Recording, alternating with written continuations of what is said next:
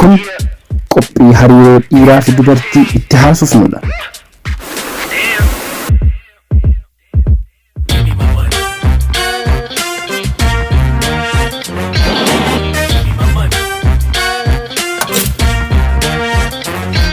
Karaalee torba hariiroo dhiiraa fi dubaraa jidduu jirutti fooyyessina. Namoonni baay'een isaanii hariiroo dhiiraa fi dubaraa jidduu jiru hunda isaa waan beekan waan isaan itti fakkaatuuf gorsa xiqqoollee taatu namarraa dhaga'uuf fedhiin qaban. Ta'us garuu sagantaa keenya har'aatiin karaalee torba hariiroo dhiiraa fi dubaraa jidduu jiru akkatti fooyyessuu dandeenyu ilaalla. Karaan tokkoffaa hariiroo dhiiraa fi dubartii jidduu jiru itti fooyyessinu afaan dhiiraa fi dubartiin haasa'an adda adda ta'uusaa hubachuun nurra jiraata. Durboonni yaada isaanii guutumaan guututti ibsachuudhaaf haasaa isaanii raajessuutiin yaadicha cuunfuudhaan yookiin waan akka walaloo walxaxaa fakkaatu tokkoon ibsatu. Rakkoon guddaan dhiiraa fi dubartiin walitti qaban wal hubachuu dadhabuu isaanii ta'uun waan nama ajaa'ibu tokko miti. Akka waan pilaanetii adda addaa lama irraa argamanidha. Kanumaafidha Dr. John Gray dhiirotaan Maarshaan durbootaan ammoo Veenishaan kan inni jedhee ibsuun.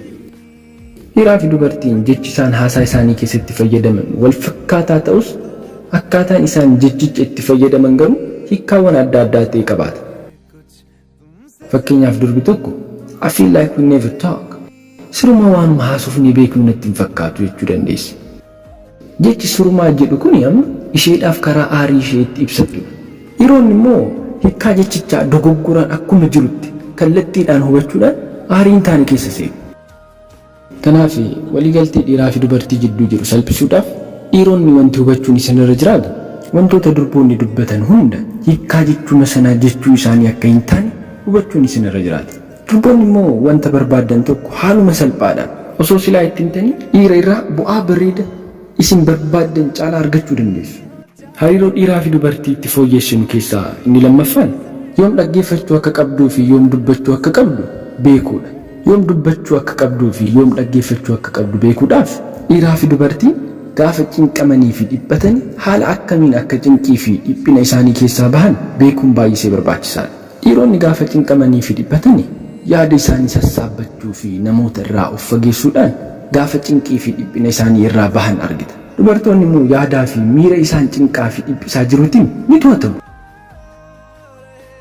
Dhiironni miirri gaariin akka isaanitti dhaga'amuuf jecha rakkoo cinqii fi dhiphina isaanii irraa fagaachuudhaan kophaa isaanii taa'uudhaan hiikuu filatu. Dubartoonni immoo hiriyoota isaanii waliin walitti dhufuudhaan waa'ee rakkoo cinqii fi dhiphina isaanii haasa'u. Waldhabbiin kan inni uumamu gaafa isheen haasa'uu feetuu fi inni immoo kophaa ta'uu barbaadu.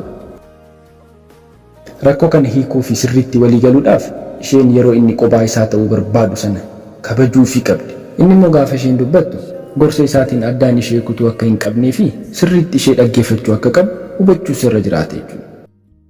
Hariiroon dhiiraa fi dubartii jidduu jiru itti fooyyessinu inni sadaffaan akkatti wal kakaasuu fi onnee walitti horuu qabdan hubachuudha.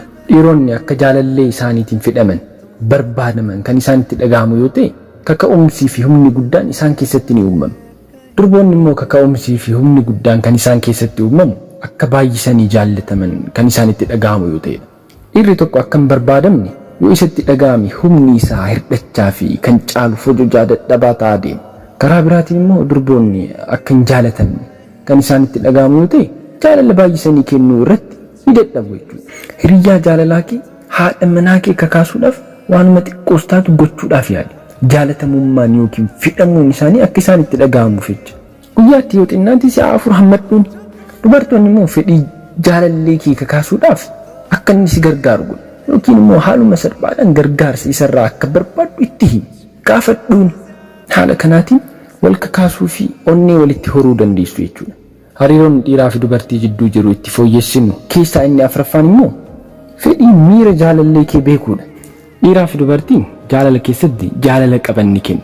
Garuu deebisaa tokkollee akka irraa hin argannetti jaalalli isaanii akka galataa fi hubannoo dhabeetti ilaalu. Dhugaan jirtu lamaan isaaniiyyuu jaalala qaban ni kennu. Garuu akka barbaadamu sanatti miti. Afaan dhiiraa fi dubartii haasawan adda adda waan ta'eef haala salphaadhaan fedhii isaanii dogoggoraan wal hubachuu danda'u. Dhiironni yeroo baay'ee hariiroo dhiiraa fi dubartii keessatti waan dhiirri barbaadu kennu. Dubartoonnis akkasuma waan isaan barbaadan sana kennu.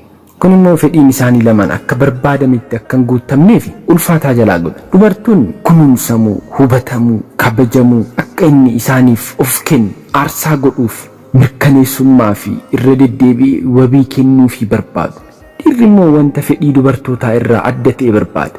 Dhiironni amanamummaa, fudhatamummaa, dinqisiifamuu, jajamuu, ragaasifamuu yookiin mirkaneessummaa fi jajjabeeffamuu fedhu. Dhiironni fedhii miira hiriyaa keessanii guutuudhaaf miira isaanii fi fayyummaa isaanii irratti fedhii akka qabdan agarsiisuudhaan guutuu fi yaaluu qabdu.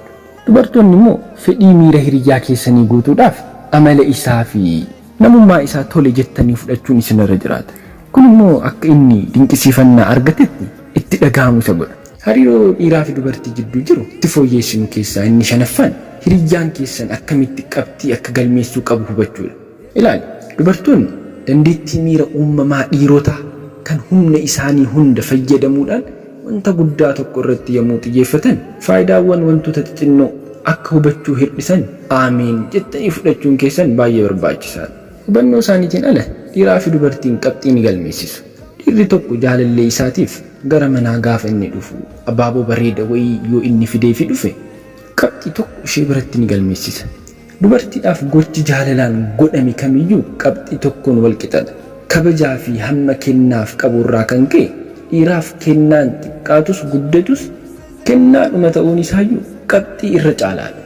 Dhiirri jaalala kennuu kan inni dhiisu gaafa miirri natti fayyadamaa jirti yookiin faayidaa isheedhaaf qofa na barbaaddi jedhu isa keessatti uumamu. Kuni akka hin taaneef dubartoonni wanti inni hojjechaa jiru sirrii fi dinqisiifamaa ta'uu isaa himuufii qabu. Dhiirri kan yaadachuun isinirra jiraatu jaalallee keessaniif waanuma xinnollee taatu yoo gootaniif suni akka waan guddaatti isiniif lakkaa'ama. Hariiroo dhiiraa fi dubartii jidduu jiru itti fooyyeessinu keessaa inni jahaffaan gargaarsa akkatti wal gaafattanii walirraa argachuu dandeessanidha. Seerri dhaadannoon dubartoota biratti beekamaan jaallatamaan jaalalti gaafachuun irra hin jiraatu kan jedhudha. Dubartoonni fedhiin namoota biroo waan isaanitti dhaga'amuuf waan danda'an hunda ni godhuufi. Isaan garuu gargaarsa namoota biroo irraa gaafachuun yaaddoo guddaa isaanitti uuma. Dubartoonnis fedhii namoota biroo hubatanii waan inni barbaadu sana waan godhaniif dogoggoraan dhiirris waan wal fakkaataa akkasii akka godhuufi eegu. Fedhiin ishee hundi akka guutamuuf yookiin wanti isheen barbaadde hundi akka godhamuufi barbaadde ni beeka. Battalumatti naaf godha jettee tilmaamuurra wanta gaafachuu barbaadde jechoota ifa ta'anii kallattiidhaan gaafachuu ni qabda. Si wajjin taa'ee haasa'uun barbaada. Galgala kan gadi bahee si wajji bashannanuun barbaada. Jechoota akkasii kana fayyadamuudhaan kallattiidhaan itti himuun si barbaachisa. Jechoota walxaxaa dhiiraaf hubachuuf yeroo itti fudhatu fayyadamuun sirra hin jiraatu jechuudha. Seerri dhiira biratti beekamaan osoo hin cabiin hin sirreessiin kan jedhudha. Durbi tokko gargaarsa isa hin gaafanne jechuun fedhiin ishee hundi guuteeraaf jedhee akka inni tilmaamu isa godha. Dhiirotaan gaaffii gaafattee deebii gaarii kan irraa argachuu dandeessu. Tokkoffaa yeroo mijataa ta'etti yommuu gaafattudha.